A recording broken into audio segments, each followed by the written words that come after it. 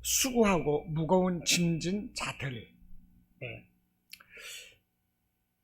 이런 제목을 한번 붙여봤습니다. 수고하고 무거운 짐진 자들아, 다 내게로 오라. 내가 너희를 쉬게 하리라. 너무 길은 것 같아서요. 우리는 수고하고 무거운 짐을 짓고 사는 사람들입니다. 할렐루야. 네, 우리는 무거운 짐을 짓고 살잖아요. 예. 한 사회학자가 현대 사회를 세 가지로 이렇게 말을 했더라고요. 뭐라고 했느냐? 첫째는 콘크리트 시대랍니다. 콘크리트 시대. 이게 아파트 건물 등이 이게 콘크리트로 지어진 이런 시대를 우리가 살고 있지 않습니까? 아파트든 단독이 됐든 빌라가 됐든 요즘에는 전부 다 콘크리트로 지어진 그런 건물 안에서 살고 있습니다. 그래서 이웃과 분리된 그런 사회에서 살고 있어요. 이웃과 소통이 안 됩니다. 돕는 사회가 되질 않고 있어요. 철저하게 통제되고 차단된, 대화가 차단된 그런 시대입니다. 물론 이런 콘크리트 시대에도 서로가 소통하고 뭐 이런 분들도 물론 있습니다. 그러나 우리가 옛날처럼 니거 내고 할 거 없이 이렇게 나누며 소통하는 이런 시대는 아니다는 것입니다. 사람들의 마음들도 이 콘크리트처럼 이 단단하게 굳어져 있습니다. 그래서 이 굳어진 이 사람들의 마음을, 그 상처받은 그 사람들의 마음, 지친 사람들의 마음이 정말 위로받을 곳이 없다는 거예요. 왜냐?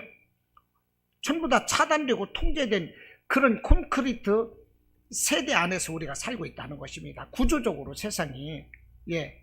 점점 메마르고 부드러움을 찾을 수 없는 그런 현실 가운데서 우리가 살고 있다는 거예요. 공감되시나요? 또 하나는 스피드 시대라고 그럽니다. 옛날에는 밥을 하나를 하든지 뭘 하든지 간에 가마솥에 불을 지폈습니다. 장작을 지피고 장작에 불을 사르기까지 작은 이렇게 불쏘시개로 불을 붙여서 장작에 불을 붙이고, 그러면서 이 가마솥에 그냥 막 불을 계속적으로 떼고, 그러면서 밥도 짓고 소 여물도 끓이고 막 이랬었거든요. 그런데 지금은 그런 가마솥 시대가 아니에요. 그냥 끓는 냄비에다가 라면만 집어넣고 그냥 후루룩 마셔버리는 인스턴트 시대다 하는 것입니다. 완전히 달라졌어요. 옛날에는 비록 늦을지라도 이 군불을 지피는, 이 가마솥에 불을 지피는 그런 시대에는 느긋한 여유 같은 게 있었다는 것입니다. 그러나 지금은 마음의 여유를 누릴 만한 이런 것이 없는 시대를 우리가 살아가고 있다는 거예요. 그래서 우리가 가장 잘하는 것, 우리에게 익숙한 것, 그것은 빨리빨리입니다. 빨리빨리. 어디를 가도 한국 사람은 빨리빨리요. 와, 그 전에 제가 한 몇 년 됐을까? 한 15년 됐을래나? 대만을 갔었는데 한국 사람들이 많이 가는 그런 코스를 이렇게 찾아가더라고요. 전부 다 여행하는 사람들이 전부 다 한국 사람인 거야. 한국 사람. 화장실에도 한국말로 화장실 써 있고, 공연 한번 끝나고 나서 화장실 가면은 남자고 여자고 막 남자 화장실, 여자 화장실 서로가 몰려서 들어갔다 나왔다 하는데 전부 다 한국말이야. 이게 대만인지 한국인지를 모르겠더라고요. 예. 그런데 그 대만에서 그 하는 말이 빨리빨리야. 대만에서도 한국 사람 빨리빨리를 알아주더만. 예, 빨리빨리. 이 빨리빨리 때문에 한국은 이 경제 성장을 이루었습니다. 이 중동 이런 데는요, 날씨가 덥기 때문에 사람들이 동작이 굉장히 느리다고 그래요. 그래서 일을 해도 느리고, 더우면 그 더운 시간을 피해서 일하고 막 그러거든요. 그런데 한국 사람들은 빨리빨리기 때문에 더운 것도 상관하지 않고 밤중에도 상관하지 않고 하루 24시간을 일하는 거예요. 그래서 이 빨리빨리 한국 문화가 세계 경제를 바꿔놔 버렸습니다. 한국 경제를 바꿔놨어요. 그렇지만 우리 정서적으로는 메마르고 불안한 시대를 우리가 살고 있다는 거예요. 이 빨리빨리 때문에. 이와 같은 스피드 시대를 우리가 살다 보니까 마음의 여유를 다 잊어버렸어요. 마음의 여유 없는 사람들한테는요, 어떠한 다른 사람들에게 배려할 수 있는 마음이라든지, 다른 사람들과 소통하고 공감할 수 있는 이런 것이 부족하다는 것입니다. 이런 시대를 우리가 살고 있어요. 또 하나는 뭐냐면, 우리가 살고 있는 이 시대를 스트레스 시대다, 이렇게 말을 하더라고요. 사람들은 성공을 원하거든요. 그런데 성공하는 사람은 3%랍니다. 나머지 97%는 성공을 못했거나 아니면 실패했다는 거거든요. 그런데 누구든지 간에 성공하기를 원하지요. 그런데 성공률은 3%밖에 안 돼요. 그러면 성공한 사람들은 좋겠지만 성공하지 않은 사람들, 실패한 사람들은 어때요? 스트레스 받는 거예요. 나도 성공하고 싶은데 성공 못했을 때 그것이 마음의 병이 들고 막 자꾸 그 삶에 무리수를 두게 되고, 그러다 보면 범죄율도 증가하게 되고, 무리하다 보니까 사람들이 쉬지 못하고 몸에 병이 막 드는 것입니다. 마음으로는 우울해지고, 뭔가를 성공을 하고 나도 뭔가를 이루고 싶은데 그러질 못해요. 사회 현실적으로 그런 게 안 되는 거예요. 내 마음과 같이 안 돼요. 내 능력도 부족하지만 환경도 받쳐버렸을 때, 정말 여러 가지 내가 금수저가 아니고 흙수저인 그런 경우에 우울증은 더할 수 있는 거죠. 아무튼 실패한 사람들 기쁠 수는 없는 거죠. 이래저래 한국 자살률은 세계 1위라는 것입니다. 그래서 현대인들은 이 스트레스를 받으면서 몸도 마음도 다 지쳐 있다는 거예요. 다 지쳐 있어요. 그러므로 이 지친 사람들에게 필요한 것이 무엇이겠습니까? 휴식입니다. 휴식. 적당히 잠을 자야 되고요. 쉴 때 쉬어야 되고, 먹을 때 먹어야 돼요. 마음의 안식도 누려야 돼요. 그런데 그렇지 못해요. 이렇게 우리가 휴식도 필요하고, 그리고 또 필요한 게 뭐겠습니까? 하나님을 찾아야 하는 것입니다. 하나님을 찾아야 돼요. 제가 이 한 사회학자가 현대 사회를 3가지로 말한다고 그랬죠. 콘크리트 시대다, 스피드 시대다, 스트레스 시대다. 이게 무엇입니까? 현대인들의 지쳐버린 그런 일상이라는 거예요. 몸도 마음도 다 지쳐버린 이런 삶을 살고 있다는 것입니다. 어느 선교사가 이 기차 여행을 하던 중에서, 아주 옛날인데, 옆에 앉은 사람이 그냥 열차 밖으로 그냥 막 뛰어내릴 정도로 굉장히 이렇게 막 스트레스 받고 한 그런 표정으로 정말 열차 밖으로 뛰어내려서 자살할 것 같은 이런 낙심에 빠져있는 한 사람을 보고 그 선교사가 그랬답니다. 하나님을 믿으시고 힘내십시오. 그러자 그 시리에 빠져있던 그 남자가, 이 양반이 그런데 불난데 부채질하나, 이보시오, 하나님이 있는지 없는지 어떻게 알아? 막 그러면 막 따지더랍니다. 그래서 이 선교사가 자기가 가지고 있는 만년필을 꺼내서 이 만년필을 이 차 위에 세워보시오. 이제 기차 위에 이렇게 올려놓고 할 수 있는 이렇게 상 같은 거, 조그마한 거 피는 거 있잖아요. 거기에다 만년필을 세우시오. 그러니까 아니, 이 양반이 사람을 가지고 노나, 지금 이 달리는 열차 위에서 어떻게 이 흔들흔들 달리는 열차 위에서 만년필을 세운단 말이요. 사람 가지고 노는 거요? 막 그러면 막 뭐라고 했다고 그래요. 그러자 이 선교사가, 그러면 내가 세워보겠습니다. 그러더니 이 만년필을 가지고서 두 손으로 잡고서 딱 이렇게 하고, 자 보십시오, 세웠습니다. 그랬어요. 그러니까 두 손으로 이렇게 딱 잡고 세운 거야. 그러니까 그 사람이 또, 아니 이 양반이 그러니 보자 하니 사람을 가지고 노나, 여보시오, 당신이 잡고 있는 거지 그게 세운 거요? 그래서 이 선교사가 그랬답니다. 세웠지 않습니까? 혼자 세울 수 없어서 두 손으로 잡으니까 세워진 거 아닙니까? 그거 보세요. 나 혼자는 쓸 수 없지만 우리 하나님이 나를 붙잡아 주시면 나는 언제든지 쓸 수가 있는 것입니다. 혼자 쓰시려고 하지 말고 하나님 의지하고 힘내세요. 이 선교사가 이렇게 군면을 했다는 거예요. 여러분, 우리가 이렇게 힘든 세상을 나 혼자 쓰려고 하면 절대 쓸 수가 없어요. 할렐루야. 나 혼자는 절대 쓸 수가 없습니다. 하나님을 의지하고 우리가 서야만 돼요. 할렐루야. 하나님 의지하면 하나님께서 우리를 세워주시는 것입니다. 오늘 본문 우리가 마태복음 11장 28절로 30절을 읽었습니다. 28절에서 뭐라고 말씀을 하나요? 수고하고 무거운 짐진 자들아 다 내게로 오라 내가 너희를 쉬게 하리라 이렇게 말씀을 하죠. 여기에서 수고하고, 이 수고하고로 번역된 이 코피온테스라는 이 그리스 말은요, 육체적으로 피곤하고 지친다 이런 뜻이고, 또 감정적으로도 마음으로도 용기를 잃고 낙담하고 있다 이런 뜻이랍니다. 그러니까 여기서 수고하고 지친 자들아 이렇게 말씀을 하고 있는데, 여기서 수고한다는 것은 몸도 마음도 다 지쳐버린 상태예요. 몸도 마음도 지쳤는데 그냥 잠깐 낙심하거나 지친 것이 아니라 지금까지 계속 지치고 낙심하고 있는 사람들을 부르는 거래요. 지금까지 계속 지치고 낙심하는 모든 사람들 다 내게로 오시오, 이런 의미다 하는 거예요. 할렐루야. 그리고 수고하고 무거운 짐진 자들아 이 짐진 자들아 내게로 오라 말씀을 하는데요, 여기서 짐진 자들이라는 것은 남에게 어떤 짐을 억지로 지우는 것을 뜻한답니다.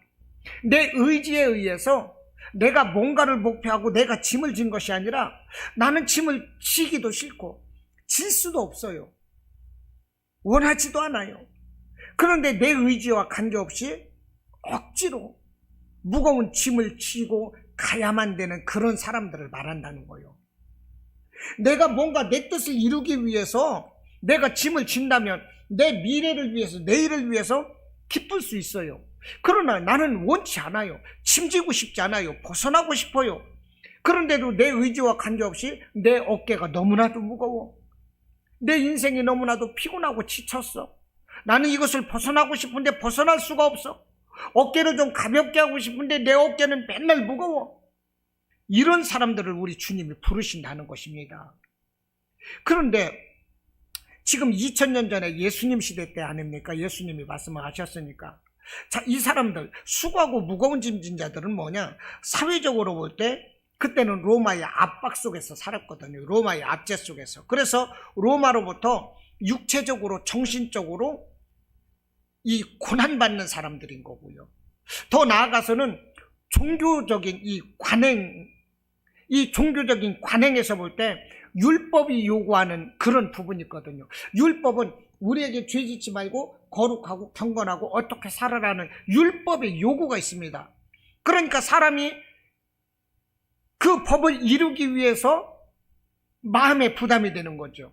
거기에서도 지치는 거고, 또 마귀가 요구하는 그런 이 죄의 무게가 있다는 것입니다. 마귀는 계속적으로 우리가 무엇입니까?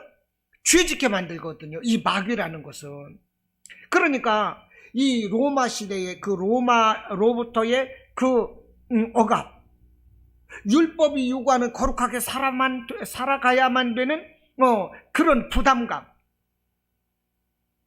매일매일마다 내가 죄짓게 만들고 말씀에서 멀어지게 만들고 거룩하지 못하게 살게 하려는 이런 이 마귀의 그 유혹 앞에서 싸우는 사람들, 여러 가지 이 무거운 짐은 있다는 것입니다. 그런데요, 그것이 2000년 전에 예수님이 부르시는 이 사람들 뿐이겠느냐 하는 것입니다. 오늘날 우리의 삶도 무거운 짐을 지고 있어요. 우리도 삶에 무거운 그 짐을 지고 살아가는 사람들이라는 것입니다.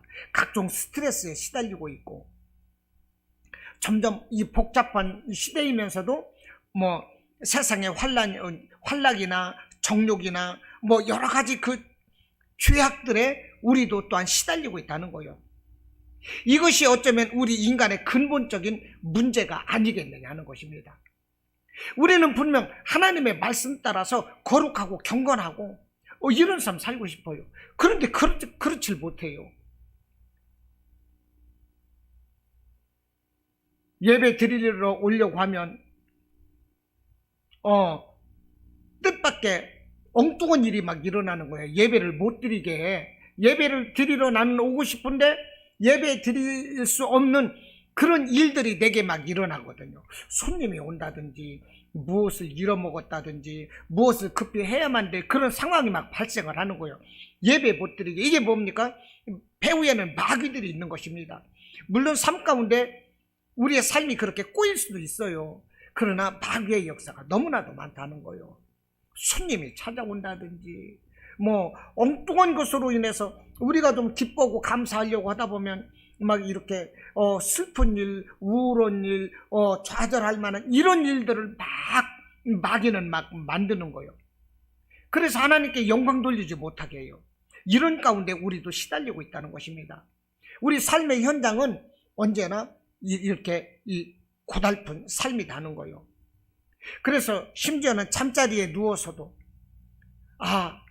오늘 하루 정말 상철이 수고 많았다, 이제 편히 자자, 이렇게 해서 잠이 오면 좋은데 잠자리에 누워서도 막 근심 걱정이 막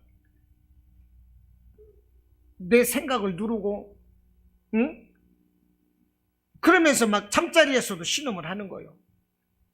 모든 현대인들이 다 그렇다는 것입니다. 이와 같은 이 수고하고 무거운 이 짐을 지고 고통하는 사람들에게 우리 예수님은 다 내게로 오라, 내가 너희를 쉬게 하리라, 이렇게 초청하고 계시다는 것입니다. 할렐루야. 정말 예수님은 너무나도 좋으신 분이에요. 우리는 예수님 앞에 정말 뭐 하나 드리는 것도 없고 헌신하는 것도 없고 충성하는 것도 없고, 우리 예수님 앞에 내 마음을 들키면 어떻게거나 싶을 만큼 부끄러운 것만 있는 것 뿐인데, 우리 예수님은 우리를 너무 사랑하셔. 우리의 연약한 것까지도 사랑하시고, 정말 우리를 인격적으로 우리의 부끄러움도 감춰주시고, 우리가 생각하는 거 모든 것을 주시려고 하고 있고, 이분이 예수님이신 거예요. 예수님이 그러시기 때문에 나를 대신해서 매를 맞으시고 저주를 감당하시고, 오늘도 예수님이 우리를 불러주시니까 우리가 온 거예요. 우리 의지로는 안 됩니다. 내가 막 예수님께 예배 드리고 싶고 전도하고 싶고 한 사람 예배 더 드리고 가고 싶고 이 마음이 들지요? 예수님이 주시기 때문에 그런 거예요. 예수님이 주시기 때문에. 내게 이런 마음 주시는 게 얼마나 감사한 것입니까? 그렇게 전도를 하려고 해도 사람들이 안 오는데, 믿는 사람들조차도 시간이 없고 이래저래 여러 가지 이유로 예배를 못 드리는데, 이렇게 와서 예배 드린다는 것이 얼마나 감사한 것입니까?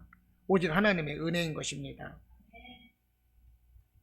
우리 예수님께서 수고하고 무거운 짐진 자들아 다 내게로 오라, 내가 너희를 쉬게 하리라, 이렇게 말씀을 했어요. 그런데 29절에서 보니까 나는 마음이 온유하고 겸손하니 나의 멍에를 메고 내게 배우라 그랬어요. 수고하고 무거운 짐진 자들은 내게로 와서 나의 멍에를 메랍니다. 멍에가 뭡니까? 소가 이럴 때 그 쟁기를 끌거나 수레를 끌 때 이 등에다가 멍에를 메거든요. 이 멍에가 소의 힘을 멍에로 연결해서 수레로 가든지 쟁기로 가든지, 멍에가 없으면 쟁기를 끌 수가 없어요. 아무튼 그런데 우리나라 소는요, 이 멍에가 이렇게 하나로 돼 있잖아요. 그런데 예수님 시대 때 이 멍에는 보통 이 2인용이었답니다. 1인용이 아니라. 그래서 예수님이 나의 멍에를 베고 내게 배우라 할 때는 하시는 말씀은, 이 멍에가 1인용이 아니라 2인용이기 때문에 분명히 소가 2마리가 끌어야 된다는 거예요. 소 1마리용이 아니라. 그런데 내 멍에를 메고 하자는 것이 무엇입니까? 예수님께서 너하고 나하고 한 팀이 되자, 그거예요. 너하고 나하고 한 팀이 되자. 예수님 당시에 멍에는 1인용이 아니라 2인용이었는데 예수님이 나의 멍에를 같이 매자, 이거거든요. 그러니까 한 팀이 되자, 이것입니다. 한 팀. 얼마나 좋아요. 우리가 운동 경기할 때 누구하고 팀을 먹느냐, 이거 중요하거든요. 내가 누구하고 팀을 먹을 때 나하고 팀 먹는 사람이 정말로 실력이 좋은 사람하고 내가 팀을 먹으면 내가 1등을 할 수가 있는데, 내가 실력이 좀 좋다 할지라도 내가 팀 먹는 사람이 달리기도 못하고 운동을 전혀 못하는 사람이다. 그럼 어떻게 되겠어요? 1등 아니라 꼴찌 할 수밖에 없는 거예요. 그렇기 때문에 팀이 중요합니다. 무슨 일을 할 때도 이렇게 팀별로 이렇게 일의 분량을 나눠서 한다고 볼 때 그 팀에서 일을 얼마나 잘하는 일꾼들이냐, 그거에 따라서 일을 빨리 할 수도 있고 늦게 할 수도 있고. 그런데 예수님은 어떤 분이십니까? 뛰어나신 분이잖아요. 능력이 정말로 무한하신 우리 예수님이시잖아요. 그 예수님이 나의 멍에를 매라는 거예요. 내가 너에게 한 팀이 되어주겠다는 것입니다. 예수님이 한 팀이 되어주시겠다고 하는데 얼마나 감사한 것입니까? 정말 암탉이 이 병아리를 품어주는 것처럼 우리 예수님이 우리를 품어주시고 우리의 인생길에 함께 동행해 주시겠다, 그 말씀인 거예요. 나의 멍에를 매라. 그러니까 우리는 그냥 예수님만 따라가면 되는 거예요. 예수님이 다 끌어주시니까. 옛날에 이 쟁기질을 할 때 보면은요, 이 어미소가 이렇게 쟁기를 끌고 가면 그 송아지가 있습니다. 송아지는요 어미를 졸졸 그냥 따라만 다녀요. 이 밭을 갈 때 보면 이 송아지가 어미를 따라서 졸졸 따라다니면서 어미소는 그냥 열심히 그냥 땀을 흘리면서 이 밭을 갈고 쟁기를 끌고 있는데, 송아지는 어때요? 펄쩍펄쩍 뛰며 막 노는 거요. 그 어미소 따라가다가 옆에 가가지고 좀 풀도 먹다가 다시 펄쩍펄쩍 뛰어서 또 어미에게 오고 마음 놓고 노는 거야. 바로 그거거든요. 우리가 예수님의 멍에를 함께 매면 우리에게 있어서는 아무 문제가 없는 거예요. 우리의 일을 예수님이 대신해 주시는 것입니다. 할렐루야. 그러면 되는 거지. 그러면 되는 거 아니겠어요? 시편 46편 1절에서 말씀을 합니다. 하나님은 우리의 피난처시요 힘이시니 환난 중에 만난 큰 도움이시라. 정말 우리 예수님이 우리의 멍에를 함께 져주실 때 우리가 그 예수님을 의지하면 우리 예수님은 우리의 정말 피난처시고 힘이 되시고 도움이 되신다는 것입니다. 이사야서 41장 10절로 말씀을 하기를, 두려워 말라, 내가 너와 함께 함이니라. 놀라지 말라, 나는 네 하나님이 됨이니라. 내가 너를 굳세게 하리라. 참으로 너를 도와주리라. 참으로 나의 의로운 오른손으로 너를 붙들리라. 이렇게 말씀을 하세요. 우리 예수님의 말씀인 것입니다. 정말 우리는 정말로 수고하고 무거운 짐을 싣고 살아가는 사람들인 거예요. 정말이지. 저만 그런 건 아니죠? 저만 그런 건 아니에요. 저도 어깨가 정말 어떤 때는 너무 무거워요. 그런데 이 어깨가 무거운 것을 모르고 살고 있어요. 어떤 때는 너무 무거워. 그런데 나의 짐이 무거운 것을 모르고 살아요. 왜냐? 예수님이 계시니까. 그냥 내 짐이 무겁고 고통스러울 때 어떻게 돼요? 그때 성경 보게 되거든요. 그때 기도하거든요. 내가 짐이 무겁다고 그래서, 내가 고난의 삶을 산다고 그래서 확 죽어버릴까? 행여라도 이런 마음, 눈꼽만큼도 할 수 없도록 우리 예수님은 내 마음을 이끄시거든요. 내가 너와 함께 하는 것이 아니냐, 내가 너를 붙잡아 주리라, 내가 너와 함께 하리라, 내가 나의 의로운 오른손으로 너를 붙들리라. 내가 너를 도와주리라. 우리 주님은 수시로 이 말씀을 하시는 거예요. 아는 거예요. 또 하나는 또 29절을 보면 나는 마음이 온유하고 겸손하니 나의 멍에를 메고 내게 배우라 그랬어요. 여기서 내게 배우라는 것이 무엇입니까? 다시 말하면 예수님은 우리 삶의 스승이 되시고 인도자가 되신다는 거예요. 내게 배우라. 누가 할 수 있는 거예요? 선생님이 할 수 있는 거잖아요. 내게 배우라. 물론 엉아가 동생한테 너 내게 배워? 할 수도 있어요. 동기가, 친구가 야, 너 내게 배울래? 내가 가르쳐줄까? 이렇게 할 수도 있어요. 그러나 가르쳐주고 배우는 사람은 누구입니까? 스승이고 제자이거든요. 너는 내게 배우라. 오늘 29절에서 이게 무슨 말씀입니까? 예수님은 우리의 스승이시고 우리의 인도자가 되신다는 거예요. 우리 인생에 있어서 중요한 만남 세 가지가 있답니다. 첫째는 부모와의 만남이고요. 둘째는 부부간의 만남. 셋째는 바로 스승과의 만남이라고 그래요. 중요한 만남, 친구와의 만남도 있습니다. 어떤 그 친구가 누구냐에 따라서 그 인생이 달라지거든요. 그러나 여기서 제가 생각한 것이 부모와의 만남, 부부간의 만남, 스승과의 만남이라는 거예요. 우리가 어떤 스승을 만나는가 하는 것은 정말로 중요합니다. 우리 인생이 어떻게 변화되느냐, 이것은 내가 누구에게서 배웠느냐, 그거다는 거예요. 한 대학교 교수가 이 흑인 빈민가의 아이들을 대상으로 그 삶의 방향과 이 정체성을 사회학적인 관점에서 연구하고 그 다음에 결론 내리기를 이 아이들에게는 미래가 없다, 이런 결론을 내렸답니다. 그리고 수십 년이 흐른 뒤에 이제 그들을 찾아가 봤어요. 그런데 그 교수는 깜짝 놀랐습니다. 왜냐하면 자기가 살피고 미래가 없다고 이 결론을 내렸던 그 아이들이 대부분 성공한 인생을 살고 있었다 하는 것입니다.